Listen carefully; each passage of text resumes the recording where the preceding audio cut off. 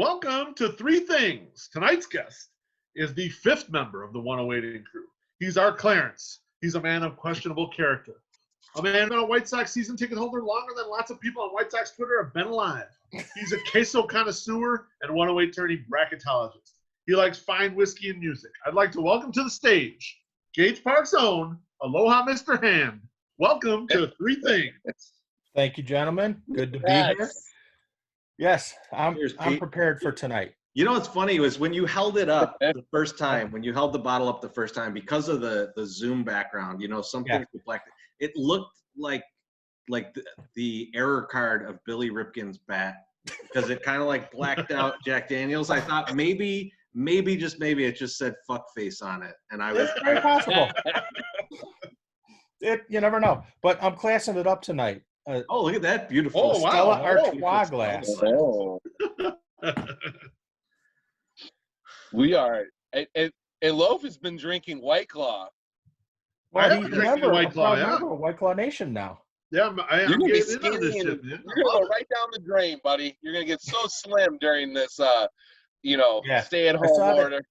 I saw that Rocky workout video the other day. Quite impressive. What's funny is the beach running by Dolph Lundgren on the beach. Come on. I got more of the wow, you're not as jiggly as I thought responses that I was expecting. I'm like, fuck y'all, how jiggly you expect me to be, goddamn. Oh fuck, I'm posting that Homer jiggly one just for that. Well, it's funny though. I'm in the backyard, I'm skipping rope or whatever, and I'm trying to get Bonita steak. I'm like, oh, here, jump some rope or whatever. And she can't really jump rope that well. And she's telling me, no, Beef, that's not how you do it. And I'm like, yes, this is how you do it. The way I'm showing you how to do it, where I cross and all this stuff, this is how you jump rope, not whatever you think you're doing right here. Like, it's weird to try to tell your child when they think they know everything. It's like, you see me jumping rope here really fast, and then you can't do it. And you're like, no, you do it wrong. Well, that's what kids are for, isn't it? Basically tell you, Dad, everything you do is wrong and you suck. I like that she calls him Beef. Hey, Beef, you're doing this wrong. Well, no, let's let everyone know what she really calls him. Hey, Piggy, you suck. Let's call me Piggy. Yeah, that's correct. All right, this is Three Things. So thing number one was the intro. Thing number two, Aloha Mr. Hand is going to have a question for the group to bounce around. All right. I thought about this question a little bit. It's the same style of question, but I tried to make it unique to each one of you from things I know about you. So I'm going to start with Chirizi. If you could go see any band on any tour, who would it be? Like anytime. Anytime. And yeah. Okay. Oh boy. There's so many. But I think what would mean probably the most to me personally would be able to go back and go see one of the shows that Pigface did when Trent Reznor and Ogre were in the band together. Just because like a lot of the other guys in the band I've met since then and have become friends with. And to see them on stage with Trent would be pretty wild. It would be an exciting thing. B-Flow, you could shake your head all you want. Like, I'm not going to say Nirvana at Martyrs because everyone was there. You got one time like to go back in people time. You could have seen fucking Guns N' Roses on the Appetite for Destruction tour. You could have seen Michael Jackson on the Thriller tour. You could have seen the Beatles, and that's the one you pick. All right, let's go through those. let's walk through those. If I go to see Guns N' Roses on the Appetite for Destruction tour, it's in Mexico City with our guy, our primo. I'd have chlamydia, so that ends poorly. If I go see Michael Jackson on his tour, I'm like 5 years old. Yeah, I'm way too sexy to have gone to see that. Bad things would have happened to me. And then what was the last one? The Beatles? The Beatles, yeah. Yeah, that one's right. But that's still fuck you. They tour like one time. They played Comiskey though, right? They played Comiskey they right down the street from you. Too bad you Yeah. were like They negative had 20. 2 US I mean, tours. I saw the Stones at Comiskey. That's something, I guess. What was it, 2002, 2003? Yeah. Because Yeah. Springsteen played there once too, while Soldier Field was being was under construction. I stand by my answer. Fuck you guys. All right, Beef. This one's for you. All right, let's go, baby. I had a tough one with this one because I had to actually solicit some feedback from My Sock Summer. And by the way, fuck you, Sal. My Sock Summer bringing the heat on this stuff. So fuck you, Sal. So if you could, and there's so many different things. And I know one of the things that you take great pride in is coaching Benita's basketball team. Yeah. So if you could go back in time and coach any NBA player, who would it be? Oh, that's a good question. Like you talking like prep level or grade school or kind of what? You pick it. You tell us. Cheryl Swoops. I mean, it's interesting. Like I see Dennis Rodman.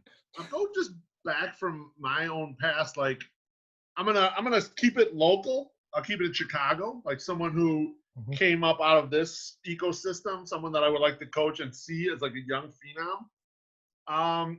Give me like 7th grade Ronnie Fields or something like that, because Man. it's like a once in a lifetime shit where obviously he didn't make it all the way and everyone knows the story and all that stuff. But like when Ronnie Fields was, and we're about the same age, like when he was a freshman, he was like the most known player in the state of Illinois. Yeah. And like he was just this unbelievable phenomenon. And I remember he was dunks and all this shit. He was an athletic player. And he had Kevin Garnett came and transferred just to play with him, and they went downstate and all that stuff. And then when he came back his senior year, he had figured out how to shoot, and he had become a good 3-point shooter. And so, like, okay, the game is starting to develop up. But I would have loved to, like, seen him in, like, 7th grade just fucking dunking on little kids and shit. That would have been, like, so much fun to coach. Like, I coached a few really good players, like, one girl that comes to mind who just was really dominant at the age level, but nothing like fucking dunking in 7th grade or some shit like that. Like that would be a lot of fun to be coaching. You know, was he dunking in you 7th fucked that grade? question up, but that was great. You know, it's funny that I thought you were going to say someone else when you started. Who did you think I was going to go with? I thought you were going to go with Ben Wilson. I mean, that's a great call. That's number one. I player did in the see nation. Ben Wilson play in person. Wow. Yes, that I am that fucking old. No, I did see him play in person. The year before the season they won the state title. Okay. Was it like 84? Because he was shot in late 84. Mm-hmm. So like the spring of 84 spring of is when I 84, saw him play.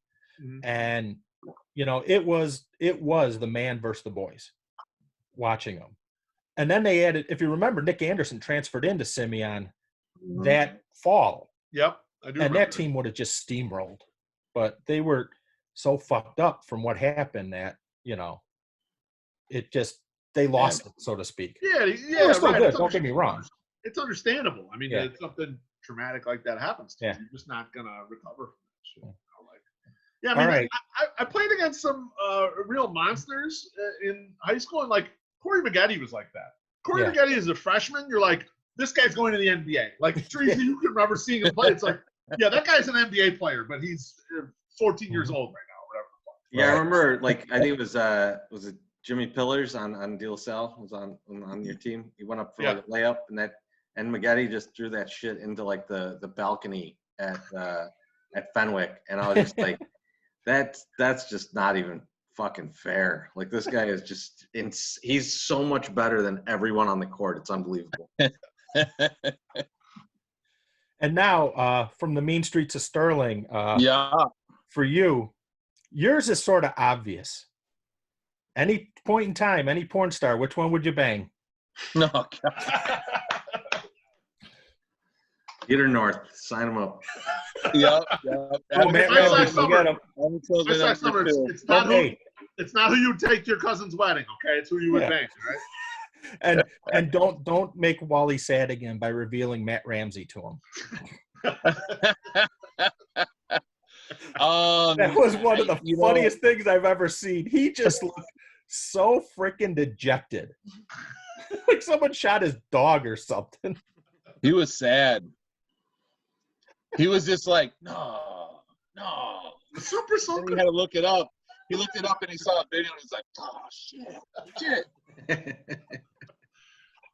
No, so like if we're gonna, so yes, if I would have to say the girl that probably made the biggest impression on me throughout my entire adult entertainment watching career, it would have to be Jenna Jameson back when Jenna Jameson was key. Like not Jenna now, not Jenna 10 years ago, Jenna in like 1996. How many covers did you make that you stole from that company you worked for? I never got the job, dude. It was 9/11. 9/11 goes down. I don't even get a fucking job. I was supposed to have that job, and then everyone stopped watching porn. Apparently, then. One of the real victims of 9/11. Myself. Yeah, there you go. I'm not even laughing. I'm not laughing at the pick. I'm not laughing at that. I'm laughing at the fact that you said my adult entertainment watching career. Well, start of the career, yes. So were you also? I didn't realize you made a career out of watching adult entertainment. Listen. No, I don't make any money from it, but like I put in some hours. I know some shit. So some hours like it was a goddamn calligraphy class. I'm into craft porn now, though. I don't like the mainstream domestic shit. I like my craft stuff. Fucking craft porn. How dare you? That was funny, though. Hipster porn, and then no, it's craft porn. And I didn't bring it up because we had talked about it that night. I was like, I am going to coin the term craft porn tonight, and then it never happened. I couldn't get it in. So define craft porn. What are the requirements for it to be craft porn? Pete, They have to have a certain amount of tattoos. Before he does that, I gotta change my answer. I would like to go see in concert My Suck Summer early in his porn watching career. I assume this was a stage show.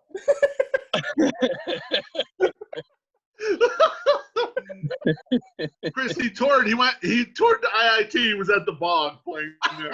Yeah, he'll be at next year's Exotica in Rosemont. Oh God. Your show at the Map Room was great. I enjoyed it. Yeah, thoroughly. The Map Room. It was a fun one. Everyone says they were there, though. So chilly in there. Yeah, you being the stunt cock at the Admiral was priceless. So what qualifies it as craft porn?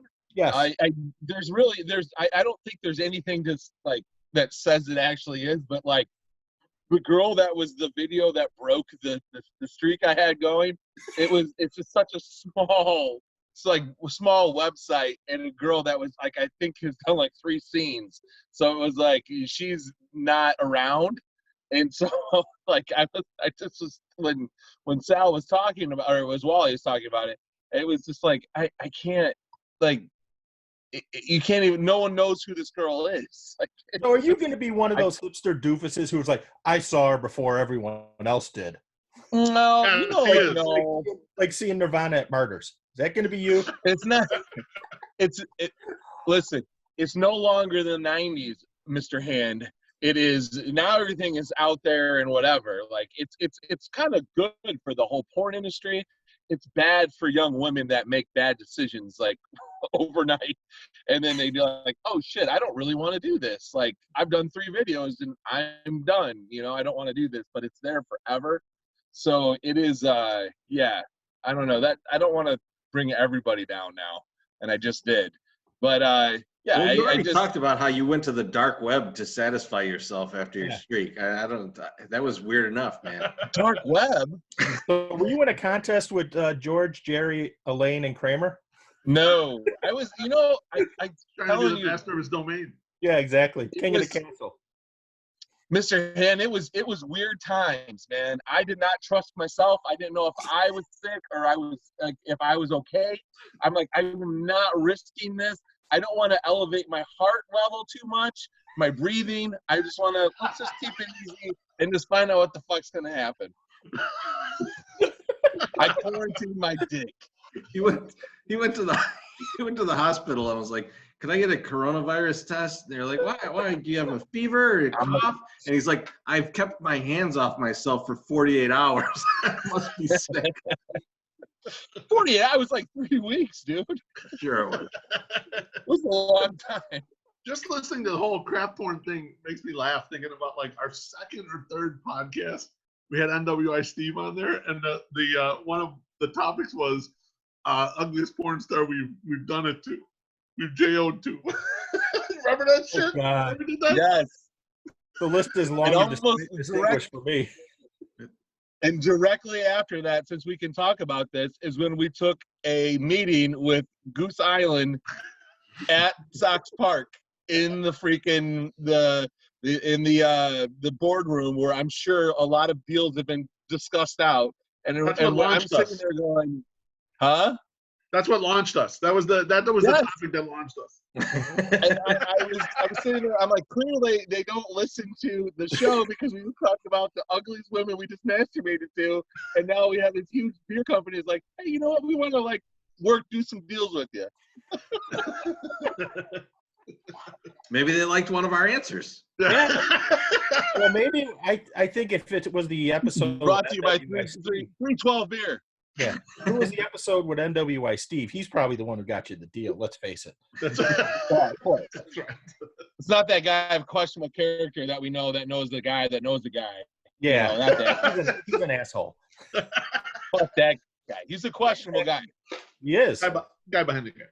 Yeah. Guy behind the guy. All right. The Well- third thing is our question for the group now. And so because we have Aloha Mr. Hand on here, I'm going to dig deep into Bears history. Oh shit.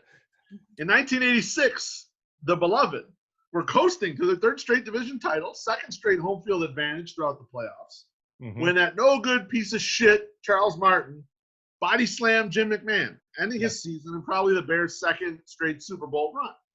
Yep. If you could choose any quarterback from Bears history to step in and get body slammed instead of McMahon, what quarterback would you pick? Holy crap. God, where do I start? I mean, it's not like I have like 4 or 5 different guys floating through my head on that answer. And Don't take them off. yeah, Cade McNown immediately jumps to mind. You know, the genius from UCLA who thought, hey, you know what? I got in trouble for parking in a handicap spot at UCLA. So I'll do that at Hallis Hall my first day too. Why the hell not? That'll be fine. Rex is our quarterback. We like Rex. But the thing with Rex is he's so short, you'd have to find him first. You know, they said he was 6 feet. Give me a fucking break. He's not 6 feet. I love Rex. I'm not gonna. Rex made it to the We're not going goddamn to Super disparage Bowl. Rex. No, the Bears defense made it to the Super Bowl. I don't know, man. He looked great. He looked great against Seattle. I'll tell you that much.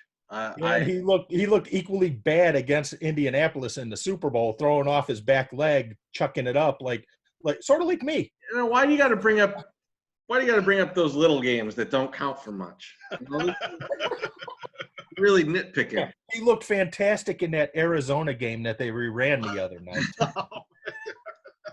Just stunning, you know. It wasn't Hester or the defense that carried him in that game. It was Rex all the way. I mean, it was Rex carrying Arizona, but I'd have to go. In all honesty, I'd have to go with Cade McNown because the guy was such a bust, such an asshole. That would be the one. My Sox Summer, what about you? So I just had to do a really quick Google search, and I just wrote shitty Chicago Bear quarterbacks, and don't like rock, basically. You broke the internet. immediately, it just came right off. Well, because I couldn't remember his first name, and because I wanted to say Joey, and it's not. Is actually Eric Kramer, and like this, the reason that I like or didn't like this guy, or the reason that it comes up, is because I have found several Eric Kramer Bears jerseys out at the thrift stores, and I had to look him up to see who the fuck he was. I could not remember who he was. So He had yeah, some good it seasons. was. Yeah, he It did. was either- He was decent. He what? I think he set a couple season passing records for the Bears while he was here. Yeah, there was that little era where him and like Jim Miller were pretty good, like not horrible. Like the teams weren't that great. He holds the records, single season records for passing yards and touchdown passes. Yeah. Oh, nice. Don't forget Jim But Miller my got second popped with guess, my steroids second too. one would have been Jim Harbaugh. But Yeah. See, Jim Miller, I would not put on that list because he's 108 thick now, so I can't hate on Very him. much. There's I no mean, question. Treasy, you're up, baby. Well, you know, Cade McNown lived the 108 lifestyle too. Oh yeah. Not like Demarcus Russell did, you know, in response to Sal's tweet from earlier. Fuck you, Sal. But right, he's really going at you, Sal. I've mostly repressed this, I think, because I'm like questioning myself if this guy even played quarterback for the Bears. But Rick Mirer was on the Bears, right? Like we traded that guy, right? We traded a bunch for a guy they were going to cut, right? that was like Yeah. 93 or 94. Yeah. That was real bad. That guy. Yeah. Body slam that guy right back to Notre Dame. Like I just no thank you. Like I don't know why that guy was ever on the team. I don't know why we would trade anything for that guy. It's all very disturbing. And like I said, I don't remember him actually playing a game. I've repressed it, but I know it sucked. All right, so I'm going to go with a little bit outside the box pick, and I'll explain my reason why. So this is not a guy that I dislike. I actually liked him when he was with the Bears.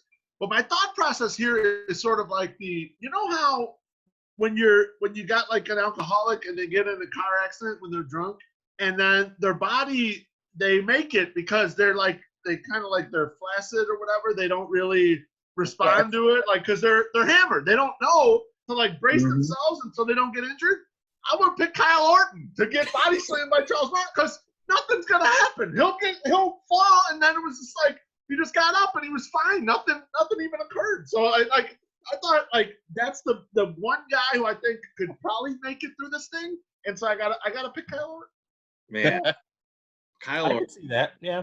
I still remember we were at my buddy's house watching a Sox game, and he lived basically downtown, like Erie and Wabash or something like that, or Rush, whatever it was. And we were hanging out, we're watching the Sox game, and we're like, oh man, is that Kyle Orton? Like right back there. And like it looked like him, and then we were like, okay, well, we just kept drinking, and then the game ended, and probably like 2-3 hours later, we're like, well, let's go out to some of the bars. And so we went up to like Russian Division, and I think it was Bootleggers we were walking into, and fucking same outfit as the person that was behind home plate, none other than Kyle Orton comes stumbling out of Bootleggers. And our guy Johnny Love was like, hey man, high five. And he puts his hand up, and Kyle Orton goes for the high five, huge swing and miss, and just falls. And his buddies like kind of scoop him up, and they take him off, and we walk into Bootleggers, and we go into the back bar there, and the bartender, she's like, whoa, don't sit down yet. And we were like, oh, what's going on? And she's like, Kyle Orton just puked all over here. So we just gotta get up first. We got to get you out of here. He still sat there, but Yeah, back. And it's funny because, again, I'm revealing my age a little bit, but Riley's daughter, that great Southside establishment, oh yeah. used to have a Bears player there in the mid to late 80s. Now, I wasn't legal, mind you, but I found a way to get in there when they had Jim McMahon there. Nice. Oh, nice. And let me tell you, it was impressive that he could drink beer and chew at the same time. He had the beer in one hand and the spittoon in the other. And it was like, you go. Those up. Gross. Gross. That's right. And I just Have to remember make the other boo-boo. time I went was when Peyton showed up. And you would have thought the president was coming the way they cleaned that place up because it was spotless. What, these guys just showed up there just to hang out, or what? They did like a weekly radio show there. Okay. And they had a different Bears player come.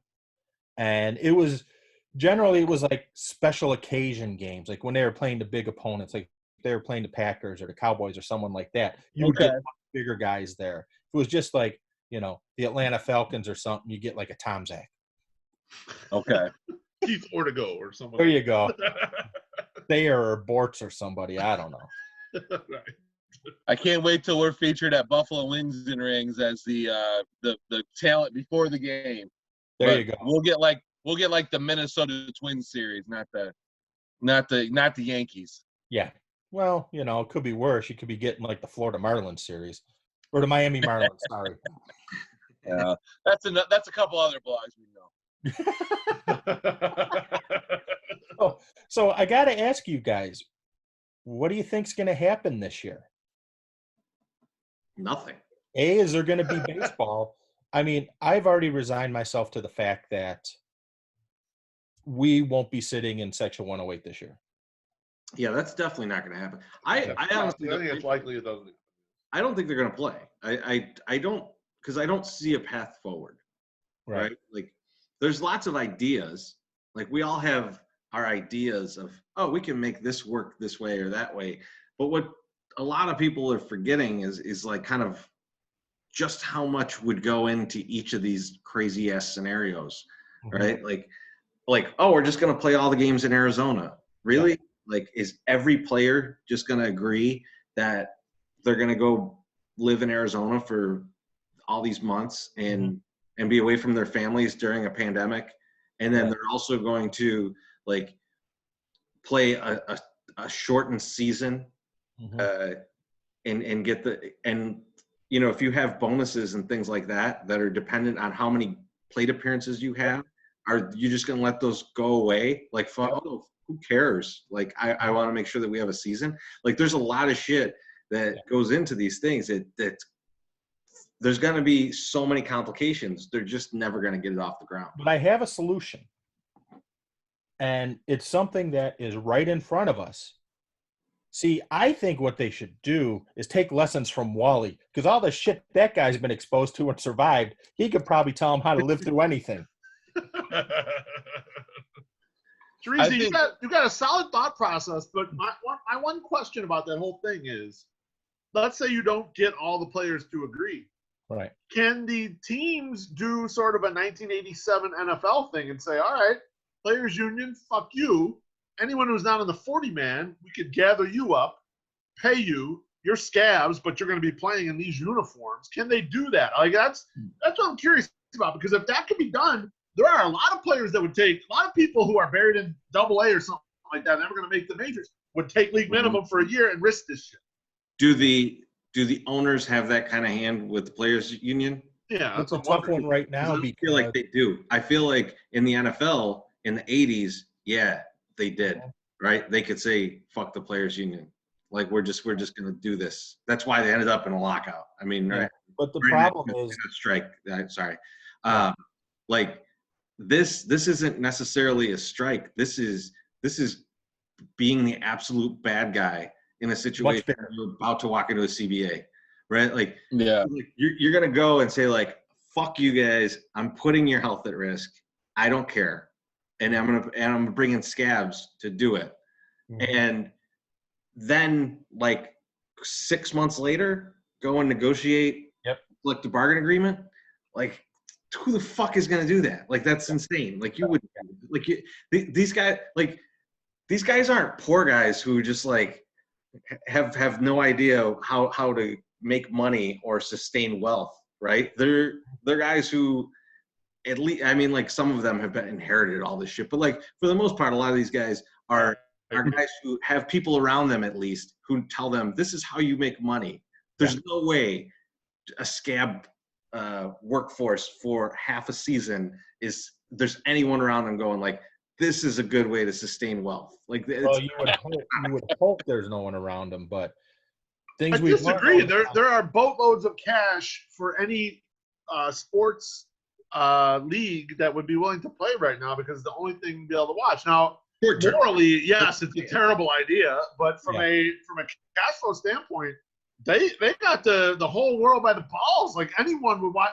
Think about it this way. Like I was thinking about it the other day. Like if some sport that I don't really care about that much, like golf or tennis, just decided to start playing again, I would fucking watch that shit. And I think there are a lot of people that would jump on the bandwagons of various sports if they started playing right now because it's the only thing to watch. Sure. I think people would watch it. I think they'd make money in the short term. I think when they go to negotiate, they're going to be in a world of fucking hurt because then by the time they're negotiating, all the sports are back. Everything is back in flight. And now you got to negotiate this entire deal with people you just really fucked over. And you're the bad guy in the view of the public because there's going to be tons of stories of, I didn't play because I needed to stay with my family. My daughter has asthma.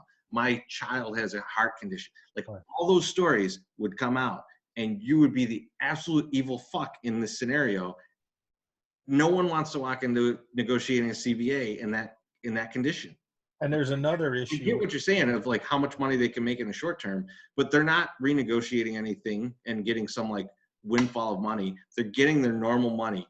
And like, I don't see it being worth it to them to try and pull something off like that. I think the season just doesn't happen. Yeah, it's funny because the CBA presents a whole other complexity of issues to this because let's look at Mookie Betts. If there's no season, how do they handle that? Does he become a free agent? Does he have to play for the Dodgers for a year? I mean, how is that going to affect the CBA as well? I mean, there's a lot of shit that needs to be unpacked before they could even figure out what to do. How does Super 2 work for anybody? Yep. You know? How does COPEC work? Right. Yeah. Think about it. I mean, does COPEC, do you get the extra year of control with COPEC because you demoted them to the minors before they put the roster freeze in place? Let's say they start playing July 1st, just arbitrarily. Does he automatically qualify for the extra season? Because in theory, you passed that date. That he won't get the service time to qualify for the extra year. Just he won't have enough time, so he doesn't fall outside of the extra year of control. Right. How do any vesting contracts? What's that? How do any vesting contracts work in this? Yep. How do any player options work? Yep. There's so many questions that become even more difficult to answer in a scenario where you play any games. Yep. Listen, I see all I see here is opportunity. I think we start the XLB. We have an Extreme League Baseball. Actually, Chicago, the park right down the street is not owned by the White Sox. It's owned by the state of Illinois. We can get the Chicago Jailbirds or whatever the fucker, the Chicago fuck you, catch-up players right down the street. They can be all scab guys. They can play the fuck. I like what you did, Chirizi. You pulled on your brother's heartstrings with the asthma shit. My kid has asthma. But you know what? Some of these kids got to go out there and make some fucking money. They're not making money. And we cannot let Adam Eaton win. We need to get these guys out and making money.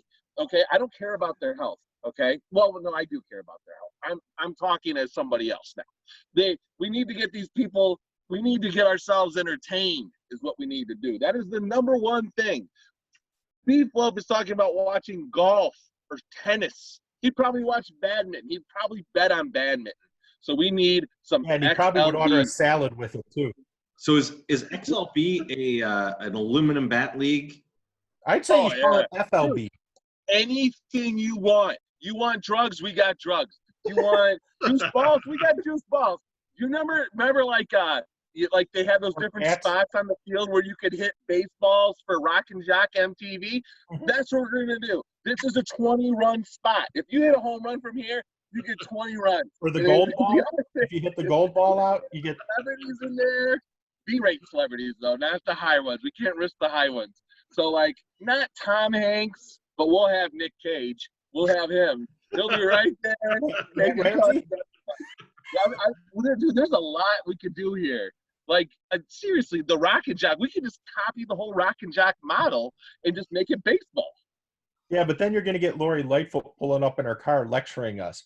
I told you not to come out. Funny thing is, Pete, Lori Lightfoot's going to be the commissioner of the league. I know some people. I can get a sit down with Lori Lightfoot. We'll make it happen. On So- that note, Are you I was going to wrong. call Brooks Boyer for that? on that note, that's it for 3 things tonight. Thanks so much, Aloha, Mr. Hand, for joining us. Thanks, fellas. Wonderful conversation. Good talking to you, my brother. Look forward to seeing you in person very soon. Hopefully. Thanks, I miss guys. hanging out with you guys. Good talking to you. Especially getting wisdom from my Sox summer, because, you know, Oh, it's always got wisdom to pass. XLB, baby, for life.